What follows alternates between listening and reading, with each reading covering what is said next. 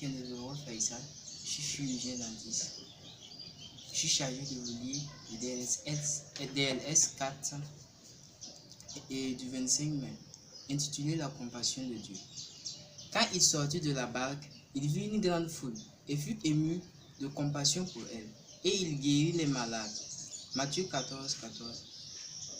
Mon bip va de l'équipe pédiatrique à la rescousse. Je descends les escaliers. J'ai fini par me précipiter dans l'urgence pédiatrique et voir au moins 8 personnes entourer le lit. Heureusement que le pit-reg est là, dit l'infirmière mandatée. 8 visages me regardent avec espoir. 1 heure plus tard, je sors de A et E, mes notes complètes. Je présentais mes condoléances aux parents. Il y a 10 ans, le même scénario me laissait en larmes. Les gémissements des parents m'ont brisé à l'intérieur. Mais maintenant, tout cela semble si loin.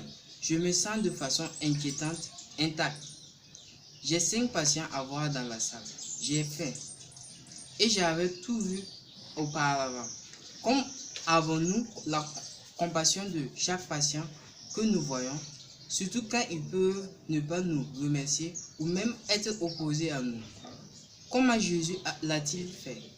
C'est une question dont la réponse a rempli des textes et des textes, a alimenté une définition plus récente de fatigue de compassion, et échappe pourtant à de nombreux médecins fatigués et épuisés au combat. Nous pensons souvent que la compassion signifie être ému par des émotions, et nous ne ressentons souvent pas une telle émotion de compassion comme nous le souhaitons peut-être.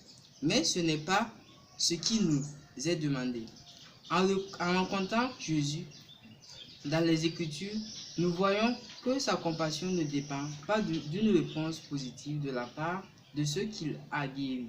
Face à la déception, au rejet et finalement à sa mort sur une croix, il n'est pas une pitié émotionnelle, mais une démonstration dure et concrète d'une action compatissante qui transforme des vies. En tant que disciples, une telle réponse pratique viendra lorsque nous fixerons nos yeux sur Jésus. Cela viendra lorsque nous chercherons dans notre vie le fruit du Saint-Esprit qui comprend celui de la bonté ou de la compassion, caractéristique de Dieu lui-même. Lecture complémentaire, Corinthiens 1, 3 à 5. Prière. J'irai Seigneur, si tu me conduis, je tiendrai ton peuple dans mon cœur.